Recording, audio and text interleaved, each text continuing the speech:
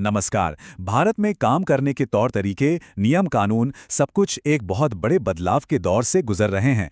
तो चलिए आज इसी पर बात करते हैं और समझते हैं कि ये नए नियम आखिर हैं क्या और हम सब पर इनका असर कैसा होगा।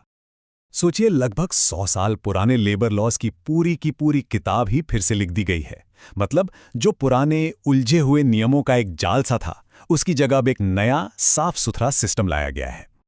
तो आइए इस ऐतिहासिक बदलाव की गहराइयों में उतरते हैं। इसका मकसद कंपनियों और कर्मचारियों दोनों के लिए सिस्टम को मॉडर्न बनाना है, आज के ज़माने के हिसाब से ढालना है। देखिए सरकार ने किया क्या है। जो पहले 29 अलग अलग कानून थे, उन्हें हटाकर अब सिर्फ 4 नए कोड बना दिए हैं।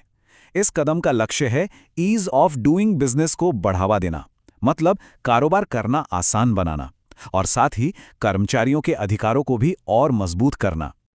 अब से यही 4 कोड देश भर में हर चीज तय करेंगे। सैलरी से लेकर सोशल सिक्योरिटी तक, कंपनीज और कर्मचारियों के आपसी रिश्तों से लेकर वर्क प्लेस पर सेफ्टी तक, सब कुछ इन्हीं में शामिल है।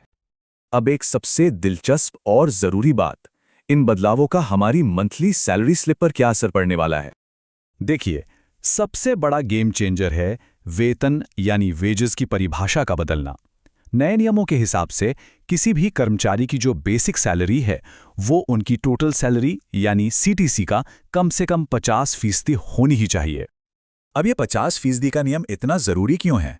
क्योंकि पहले कई कंपनियां क्या करती थीं कि प्रोविडेंट फंड यानी पीएफ में अपना हिस्सा बचाने के लिए बेसिक सैलरी को बहुत कम रखती थी।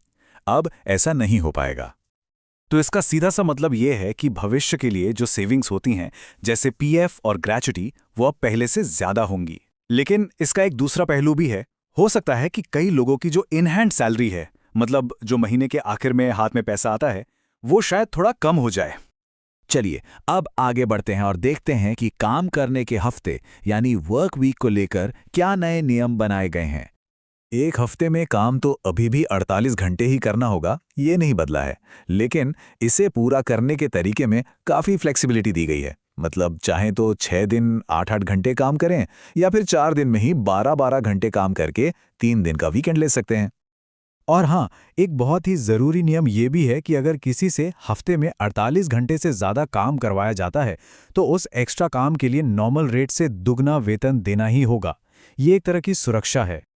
इन नए कानूनों का एक और बड़ा फायदा उन लोगों को मिलने वाला है जो अब तक कानूनी सुरक्षा के दायरे से काफी हद तक बाहर थे। जी हां, पहली बार गिग और प्लेटफॉर्म वर्कर्स जैसे कि डिलीवरी पार्टनर्स और फ्रीलांसर्स, उन्हें कानूनी तौर पे एक पहचान मिली है और अब उन्हें भी सोशल सिक्योरिटी के दायरे में लाया जा रहा है। ये नए कोड्स ये भी पक्का करते हैं कि समान काम के लिए समान वेतन मिले। साथ ही जरूरी सेफ्टी मेजर्स के साथ अब महिलाओं को नाइट शिफ्ट में भी काम करने की इजाजत होगी, जिससे उनके लिए रोजगार के और मौके खुलेंगे। और भी कई अच्छी चीजें हैं, जैसे अब हर कर्मचारी को अपॉइंटमेंट लेटर देना कंपलसरी होगा। 40 साल से ज्यादा उम्र के कर्मचारियों का मुफ्त में सालाना हेल्थ चेकअप होगा। और तो और ग्रेच्युटी के लिए अब 5 साल का इंतजार नहीं करना पड़ेगा। फिक्स्ड टर्म कर्मचारियों को ये सिर्फ 1 साल की नौकरी के बाद ही मिल सकेगी। अच्छा, इन सुधारों में इतने सारे फायदे तो हैं, लेकिन इनके असर को लेकर एक जोरदार बहस भी छिड़ गई है। देखिए, एक तरफ जो लोग इसके सपोर्ट में हैं, वो इसे एक बेहद ज़रूरी और लंबे समय से रुका हुआ मॉडर्नाइजेशन बता रहे हैं।